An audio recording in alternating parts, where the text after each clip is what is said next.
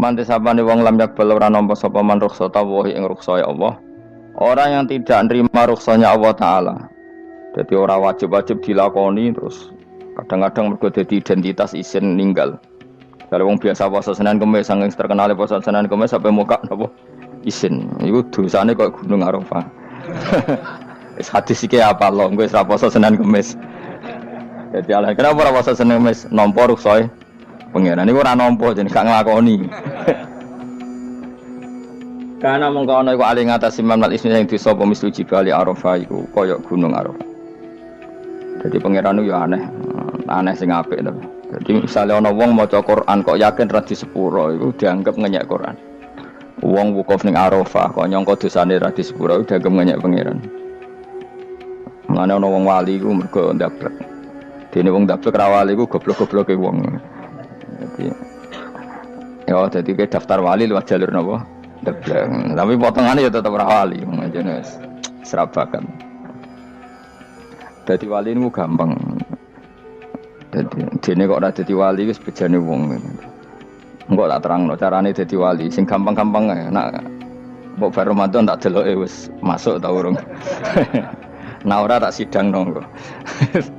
Ya dadi kan ora dadi wali usul ning pengadilan kudu dimenangno. Rawahu ngrawatane hadis sapa Imam Ahmad. Wasiratu te syarat iku dumatun, wasiratu tawi siratal mustaqim dulmatun peteng. Wasiratu te dalan lagu maring sirat wal yakinu yakin. Wa te kang yakin tahqiqu tasdiki iku benerno barang sing tasdik. Tahqiqu tasdiki iku tahqiq dalam benerno. Maksudnya kamu punya otoritas pemikiran yang akurat.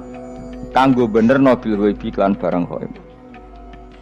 Iki sing dadi ibadah kula nganti ketemu pangeran. Tahqiqu tasdiki iku duwe akurasi benerno. Bil ghaibi lan barang ghaib. Carane bi izalati kulli ghaibin kelawan ngilangno saben-saben sing dadekno kemamangan. Bi izalati kulli ghaibin kelawan ngilangno saben-saben barang sing dadekno kemamangan.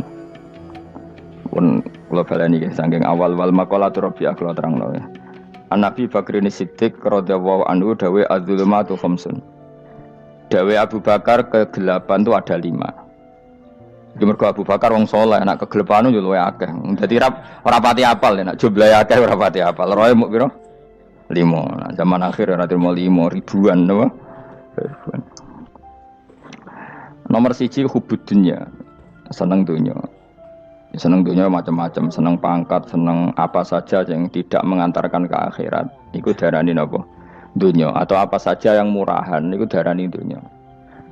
Kalau terangno definisi dunia, dunia kata dana ya dunuan. Ana sing ulama nasrib sangka dania terus ditakhfif hamzah dadi daniah terus ditakhfif hamzah dadi ya daniyah terus ngikuti wazan fu'la jadi dunia. Jadi anggar barang sing hina iku jenenge napa? Dunia. Utawa barang sing dekat iku jenenge dunia. Kemanane dunia saiki, dana itu maknane dekat. Akhirat nanti. Srungokno wae kok kowe suwe-suwe paham. Sehingga sesuatu yang tidak murahan, kayak sujud, kayak sedekah, kayak ngaji iku ora dunya. Ini kesaksian akhirat. Sehingga ketika Ibnu Khaldun niku Allah itu ngeritik dunia ya yang perlu dikritik. Bahkan kadang akhirat pun dikritik pangeran, swarga pun kadang dikritik pangeran. Nak wayahe perlu dikritik karena ada konteksnya. Ada apa?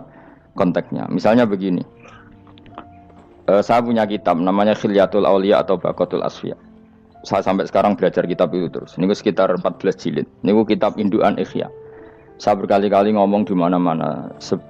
Imam Ghazali dalam hal Manaqibul Akhyar, sejarah orang-orang pilihan itu nginduk kitab namanya Khilyatul Auliya itu 14 jilid. Dalam ilmu tasawuf beliau nginduk kitab jenis Qutil Qulub, ini karangannya Abu Thalib Al-Makki. Dalam fikih tentu beliau nginduk gurunya Imam Haromen. Dan memang kitab itu harus nginduk, kalau tidak namanya mukhtarik, bikin-bikin. Memang syaratnya ulama harus muttabi, dia hanya pengikut, tidak boleh kreasi. Kalau kreasi namanya bid'ah, bid'ah. Kalau terang, di situ ada cerita ada seorang sufi bodoh ngeritik dunia entek ngamal. Dunia iku ora ono benere, dunia iku nggon batang, pokoke dunia iku jifah batang. Sing berebut batang ya siap-siap rebutan mbek Asus, pokoke ngomong wis tok ndi-ndi. Sayyidina Umar itu agak tersinggung dengan makalahnya orang sufi yang bodoh ini. Ya rata-rata orang sufi memang bodoh. Kecuali gelem ngaji fikih. Setelah ngomong ngalor ngidul dunia ku swelek terus dekne biasa lah wong sufi itu semilah dhewean terus orang lakoni popo, ngerti-ngerti lesu. Kok mangan wae lesu, orang sufi kan gitu. Singkat cerita terus Umar agak marah tapi beliau masih bisa mengendalikan diri terus kata beliau, "Sal sayyidah." Sal hada sayyid. Kamu tanya hada sayyid, maksudnya sayyid dalam bahasa dulu itu ya orang terhormat. Dalam bahasa zaman era itu maknanya sayyid itu masih apa? Sadat maksudnya bukan habib, bukan.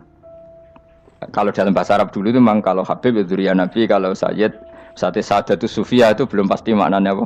Habib ya, tokoh-tokoh yang diikuti dalam apa? Makalahnya, dalam apa? Makalahnya.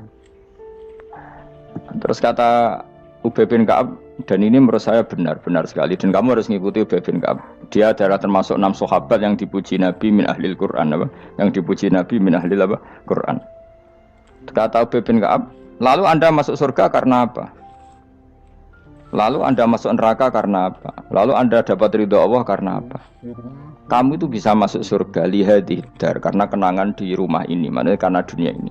Karena sujud kamu, karena kebaikan kamu, itu di mana? Allah mereferensi amal kamu ya di dunia ini. Kamu masuk surga karena sujud kamu di dunia ini, nanti masuk neraka karena keangkuhan kamu di dunia ini. Fahadi dunya mi'yar, dunia ini adalah takaran. Semua referensi Tuhan tentang akhirat itu merujuk kelakuan kita apa? Di dunia. Sehingga kalau kamu masuk surga selamanya lama, itu ya karena kebaikan kamu di dunia. Maka jangan kritik dunia ini, karena dunia itu mahalu sujudika, mahalu ruku'ika, mahalu pokoknya dia marah-marah. Sehingga semenjak itu kata Ibnu Khaldun, orang tahu dunia yang dikritik adalah dari madatul kalimah dani'ah, sesuatu yang murahan, apa? Yang murahan. Sehingga kalau misalnya orientasinya itu kebesaran li'ilai kalimatillah, maka itu tidak termasuk dunia. Dan yang suasananya akhirat tapi motifnya adalah kasal, kemalasan, itu yang benar-benar dunia. Makanya Imam Syafi'i sering kritik tasawuf itu sampai ussisati tasawuf alal kasal. Ilmu tasawuf itu basisnya itu karena pemalas. Karena tadi misalnya begini, ini contoh paling gampang. Zaid itu di daerah pinggiran di mana Islam itu minoritas. Terus dia ingin kaya raya supaya bisa bikin masjid atau bikin komunitas Islam. Atau dia ingin jabat jadi lurah supaya nggak ada pelarangan orang sholat karena dia yang punya otoritas bikin aturan. Atau kalau mungkin skup lebih besar dia ingin jadi bupati supaya daerah situ familiar dengan Islam karena pejabatnya Muslim. Itu tidak dunia karena semua orientasinya untuk mengawal sujud, mengawal kebenaran. Tapi kalau kamu di daerah pinggiran kemudian milih dhewean kabeh kersane pangeran, sithik-sithik kersane pangeran, terus kamu meninggalkan aktivitas dakwah, itu yang dunia karena motivasi kamu adalah al-kasal, malas dari mewarnai buminya Allah ini dengan sujud. Ini yang banyak orang sufi salah paham. Makanya orang sufi harus ngaji fikih. Bendekne roh dielingno wong alim, wong fikih nak kitmanul ilmi ku haram. Apa kitmanul ilmi haram. Menyimpan ilmu itu haram. Tidak memberi kontribusi dalam proses orang sujud adalah haram. Tidak memberi pencerahan pada umatnya Nabi adalah haram. Menikmati keasikan eling pangeran dewi adalah haram. Dia harus diingatkan gitu terus. Kalau enggak, itu bahaya bagi agama ini. Makanya dulu itu enggak ada orang sufi yang enggak ngaji ulama fikih. Sekarang kebalikan, malah wong sufi darani fikih mau kulit dekne wis tok hakikat, sembrono. Oh tak tobat tenan nak ketemu aku. Itu bahaya, paham seperti itu tuh bahaya. Karena sekarang itu sufi itu jadi identitas kesalehan. Jadi yang rumah kome sufi koyo sak dhuwure ahli napa? Fikih. Itu bahaya. Karena tadi sufi itu akan ngeritik dunia sepedas-pedasnya. Kemudian ujung-ujungnya meninggalkan dunia, kemudian happy-happy asik pangeran dewean dan membiarkan umatnya Nabi ini berserakan kemana-mana, tidak terlibat sama sekali, tidak memberi kontribusi sama sekali. Cara bahasa gampangannya orang gelem amar ma'ruf, gak gelem nahi mungkar. Tapi bahasa amar ma'ruf nahi mungkar kan saiki dadi gerakan ekstrem, makanya ora tak bahasa amar tidak peduli, tidak mulang. Mergo saiki bahasa saiki repot terus. Paham ini penting kalau terang. Jadi kalau baleni malih ya. Sing dimaksud dunya ketika dikritik pangeran iku dunya sing sangka kata daniah, sesuatu sing murahan, sing enteng, sing nafsu. Iku jenenge napa? Dunya, napa? Dunya. Tapi ketika sesuatu itu baik dan mengarah kepada Allah, iki jenenge dunya iki masruatul akhirah. Maka dunya itu di dua status napa? Siji masruatul akhirah. Dan ini status yang harus kita pakai. Makanya kata Imam Ghazali itu, kue nak randi duwe, sak penat-penate urip terus merasa enggak punya kenikmatan, datang saja ke kuburan dan yakinlah semua yang sedang mati keinginannya hanya satu, ingin kembali di dunia dan memperbaiki amal-amalnya. Berarti dunia adalah segala-galanya bagi orang yang sudah mati. Ya, orang yang sudah mati itu cita-citanya satu, la'alli arji, semoga kita kembali ke dunia. Untuk apa? Untuk membenahi semua kesalahan yang pernah dilakukan zaman ning dunia. Terus kamu ingat, fa'ana fid dunya. Ya Allah, alhamdulillah sekarang masih saya di dunia. Artinya saya punya satu kesempatan yang diinginkan semua orang yang sudah mati di seluruh dunia. Lalu malah wali anu urip malah kepengen nang mati. Saking kakean kasus ya, napa? Kakean apa? Kakean kasus. Makanya di sini sirinya para rasul, para nabi itu sering donga Allahumma tawil umrona, sehingga banyak orang soleh mendoa supaya panjang apa?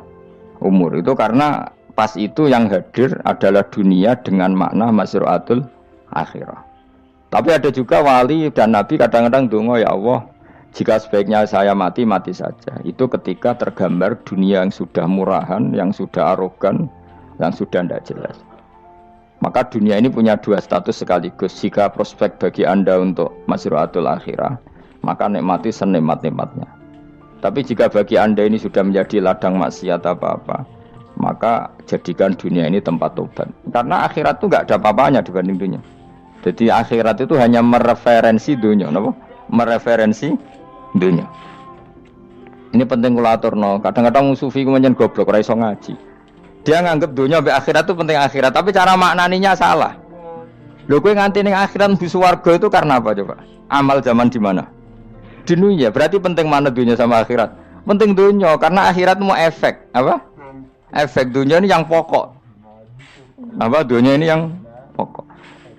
Kalau Allah kan cara ngendikan tidak seperti itu. Allah cara ngendikan gini loh. Akhirat, maksudnya walal akhiratu khairul lakam nalula gini. Sesuatu yang berorientasi akhirat dan kemudian menjadikan kamu nyaman di akhirat itu khairul lakaminal ula, itu lebih baik ketimbang dunia ora kok. Kowe nak ning dunia nak sepemelek ning akhirat apik ora ngarang ngono, nak ning dunia melek ning akhirat luwih parah. Kayak melaratem cek ngene iki kan. Tapi kan cek iso ngopi, cek iso mangan tengkleng. Coba ning akhirat gak iso blas, dunyel-unyel malaikat ngawur. Gayamu bareng melarat iso ning dunia lara lah, nak ning akhirat penak. Aku yakin ora luwih lara, tak jamin. Ngeraine kan ketara nak ngono. Keliru omongan aku ning dunia lara lah sementing nek akhirat penak itu ndak bisa. Kowe nyifati dunia nggon lara iku serapati ridho mbek pangeran. Berarti ketika iso ngopi ra syukur, ketika iso mangan ra syukur, anane nyifati dunia lara. Berarti rapati ridho mbek pangeran. Malah dibles-blesno sebenarnya. Pemenang nak pengurus akhirate aku tak tekek. Cuma aku lho pengurus ora sebenarnya. Tapi gak ada rencana daftar jadi panitia apa? Akhirat. Tapi kira tak syafaat ya ambiarno karena ini penting kalau terangno. Makanya Imam Syafi'i masyhur makalah beliau tentang fikih dan tasawuf itu. Nggih saya kutip ya, dan saya memang saya hafalkan terus makna teman. Faqihan wa sufiyan fakun laisa wahida fa inni wa haqqu wa iyyaka ansahu. Terus kata beliau mensifati orang fikih fa hadza qasin lam yazuk qalbuhu tuqa. Wa hadza jahulun kaifadul jahli yasluhu, itu masyhur. Di dunia ini identitas di dunia kita, dunia ulama itu hanya dua. Kalau enggak sufi ya faqih. Kamu jangan jadi salah satu. Faqih adalah orang sing qasin, itu qalbuhu qasin, hatinya itu keras, atine atos. Lam jadu qalbuhu tuqas, gak ditakwa blas. Wong faqih ora ditakwa blas, gak diempati blas.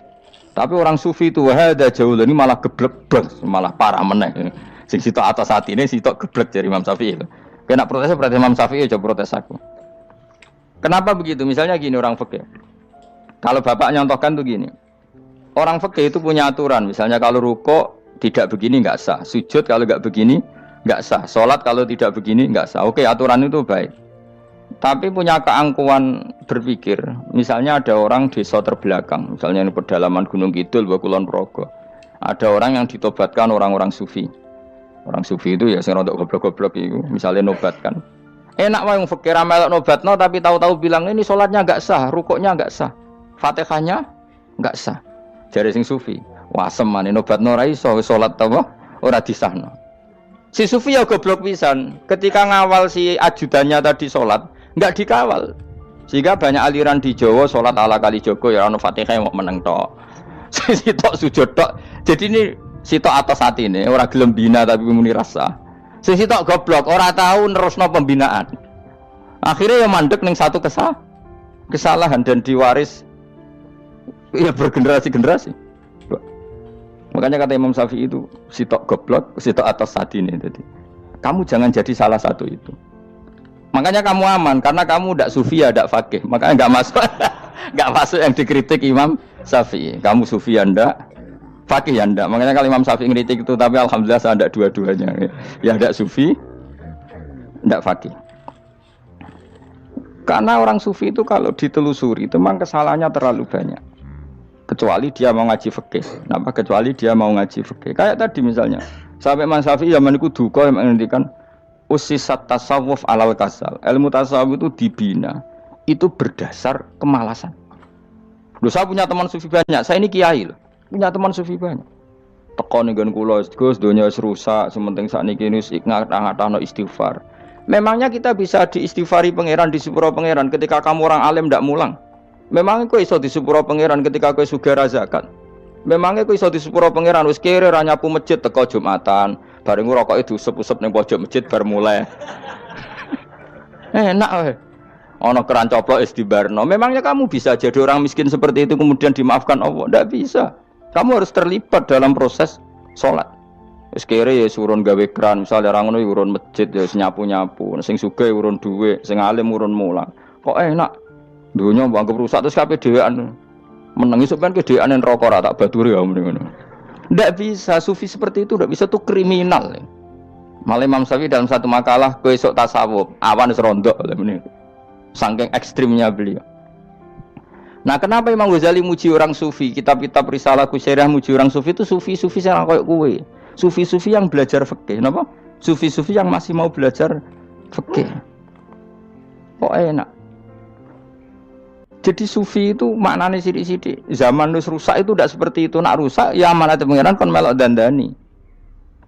Nah, ketika ra kena didandani sebetulnya enggak masalah, kan ada alternatif. Misalnya gini, ada mobil rusak enggak bisa dipakai. Memangnya mobil hanya itu. Kan ada mobil yang lain itu jenis fakih. Ini enggak, kamu punya pemimpin hanya 2 atau 3 lah biar enggak nyindir. 3 atau 4 lah. Ketika 4 ini orang ini gagal, seakan-akan Indonesia gagal. Memangnya Indonesia hanya punya orang 4 itu. Goblok sekali kita berpikir gitu. Segoblok-gobloknya apa? Memangnya Indonesia itu milik siapa? Kenapa kamu menggantungkannya sama 1-2 orang, 3-4 orang? Gampang aja cari alternatif. Terus, tapi kan harus lewat pemilu. Kusial ngenteni pemilu 5 tahun cepat. Mustafa Rohin jokno jadi calon presiden. Nak kemen dadi negara tahlil. Karena dek Nabi ya, ngomong ekonomi ya ora iso. Ngomong wisata ya haram, ngomong budaya ya haram. Ngomong badan usaha milik negara ya ora roh dek. Lamun langsung dibagi-bagi. Tapi kelirunya kita selalu begitu. Ketika kecewa sama pemimpin, seakan-akan dunia ini tergantung pemimpin itu. Mana ada dunia ini dipasrahkan sama makhluk oleh Allah. Dunia ini milik Allah, enggak pernah dipasrahkan makhluk. Bahkan kiai mati pun enggak ngefek pada agama. Dulu sahabat meninggal agama jalan, wali songo orang-orang pilihan meninggal agama jalan. Karena Allah tidak ridho dunia ini, agama ini, dunia maupun agama dipasrahkan sama seseorang. Allah yang mengurus dunia ini. Apa nak konglomerat mati terus wong larat kabeh? Ndak kan? Apa nak wong soleh mati terus wong bejat kabeh? Ndak. Allah yang mengurus agama ini, mengurus dunia ini. Saking goblokem, nak ono kecewa mbek makhluk ini. Terus ya Allah, terus seakan-akan dunia ini runtuh. Ono pegatan sakake saiki ora ono sing lanang. Banyak orang pegatan terus untuk bojo luwih apik. Bojone mati sing wedok malah makmur akeh to ora. Makanya pangeran anggap manusa iku entek-entekan. Allah nate ngendikan gini Mas dalam pegatan. Unik ngendikane pangeran. Ya rondok manekno wong pegatan. Wa iya tafarraqa yughnillahu kullam min saati. Kamu tidak usah takut dalam suami istri itu bercerai. Wa iya tafarraqa, jika dua suami istri bercerai, yughnillahu kullam min saati, bahkan satu-satunya per satu dari kedua mempelai ini bisa dikasih lebih kaya. Banyak enggak wong pegatan terus akhirnya lebih makmur? Dan kenangannya, untung pegatan mas dhisik aku untuk bojo sing dhisik wis. Aduh, selemu goblok. Enggak sing lanang karena bosen dijudisi ya untung saiki di bojo konak bojoku sing dhisik. Banyak enggak orang pegatan kemudian kenangannya itu baik sama yang sekarang. Dengan yang lalu mau ngerutu tok, banyak enggak? Banyak. Dulu kita punya pemimpin yang cakap, yang otoriter. Zaman itu pun di demo. Coba kita ini kan mulai dulu yang ngerti pemimpin di demo. Mereka cek urip pantas di demo kan es mati digo kelangenan. Kelakuan kok ngono. Mulai dhisik nganti saiki. Kiai juga gitu, zaman urip dikerwiti. Kok bareng mati kiai penggantinya dikritik ora koyok kiai dhisik. Iku ora ya coba 66 Pak Karno dikritik, orde baru diurus gitu tuh. Nabi yang ngono mangsamu presiden tok. Nabi ku kan mukjizat iku ngaji. Jadi mukjizatnya Nabi ku ngaji. Jare masyarakat kono. Mukjizat orang keren blas. Mukjizat itu kudu nganggo tongkat. Dadi seru napa? Dianggap Nabi Harry Potter. Jadi Nabi itu mukjizat kok mulang. Mulang itu mengatur logika supaya mapan nikmati Allah dan Rasul. Itu mulang. Mereka agak seneng. Mat. Caraku Nabi-nabi dhisik ku ditongkat apa Mat. Dadi seru apa? Seru main seblak pokoknya seru lah. Nabi sempat tertarik, ya kepengen ditongkat tahu Nabi tua. Kita ya sangar lah, wah. Jadi Nabi ngalor ngidul gak apa? Tongkat ngene ana sing nglawan, blus terus kecemplung segoro. Kan ya seru lah, misalnya ana wong Yogya macam-macam tutuk terus likuifaksi do tenggelam kan seru lah, wah. Nah, jawab pangeran lucu. Dia matke jok tongkat, gampang nak masalah tongkat. Sekarang ngetokno wit kan gampang tongkat. Memang samu tongkatnya Nabi Musa terus digawe dikei mori terus dikei minyak ya ora dijupukno wit diketokno mangsamu. Wong sing hebat ku sing nyekel dol ora. Ya jajal tokate Musa tak kena kowe. Iki ora ana pengaruhe. Wong saiki ning gone Turki digo tontonan ora piye-piye. Lah nek mbate jek aktif Pak Turki nantang Israel duel. Lah wong di tongkate Nabi Musa kok digertak Israel rawani. Lah nek tongkat iku tenan nak oh sing sakti sing nyekel dul ora kok perkara tongkate. Nah cara wae dhisik sono HP Nabi Musa, HP-ne Nabi Musa ya luar biasa cara itu. Akhirnya Nabi Muhammad itu sempat kepengin jawab pangeran unik. Awalam yakfuru bima utiya Musa min qabl. Mat kowe kok gak eling apa zaman Musa nggo tongkat wong terus do iman. Awalam yakfuru bima utiya Musa min qabl qalu sikhroni tazahara wa qalu inna bikullin kafirun. Apa zaman Nabi Musa itu terus wong do iman? Ya tetep komentar dari tukang sihir. Padha wae. Nggo mukjizat ora padha wae wong nak tre berdua ya tetep berdua. Zaman Pak Karno sing tukang ngeluh ya ngeluh, zaman Pak Harto tukang ngeluh ya ngeluh, zaman Mega sing tukang ngeluh sampai saiki sing tukang ngeluh ya wis nggo kegiatan. Kiai yang ngono. Kadang ada kiai saiki misalnya Surabaya zaman Mbak Arwani, Mbak Zubair. Memangnya zaman Mbak Arwani wong Kudus ngaji kabeh. Wong saku ya kelakuane wis ngono-ngono wae. Misale kula ya kadang ya wong komentar. Gus Bae ora koyo zaman Bandur Salim. Lah aku wis dididik bapak, zaman Bandur Salim apa wong ya ngono. Engko bapak zaman Bandur Sam apa ngono sampai zaman Basunan Bunang misal. Ayo jajal. Masa wong Yogya misal. Saiki ora koyo zaman Bali Maksum Mbah Munawir. Memangnya zaman iku wong ngaji kabeh. Ya ndak juga kan sak rohku kiai nak ngaji sing ngaji wong ngono-ngono iku pancet ngomong iku. Itu pengalaman. Mulane ketika Nabi Muhammad kemen mujizat kak Nabi Musa jabe pangeran awalam yakfuru bima utiya Musa min qabl. Apa zaman Musa terus do iman mat. Padha wae nggo masuk go tongkat ngalor ngidul ya. Biasa wae mat. Gak usah mujizatan mulang wis ngaten. Lho kula lho mau tawani pangeran mujizat kok sangkare Musa. Kula mboten purun. Ya perkara kok malah lucu. Nabi kalor ngidul go tongkat. Nabi Musa itu tongkate biasa kan, sing kondang ku wonge. Lah saiki ejek ning Turki. Nek kata tenan jek top Israel tuntas ya. Swabet terus likuifaksi tutup swabet meneh dadi negara bebas wong Israel. Terus Rajab Tayyip manggon kono. Iku aneh-aneh wae. Makanya penting, yang dikatakan mukjizat yo ngaji. Ngaji itu bisa membentuk yakin. Yakin itu bisa membentuk tahqiq. Nah caranya yakin gimana? Tak warai kan, ben dadi wali.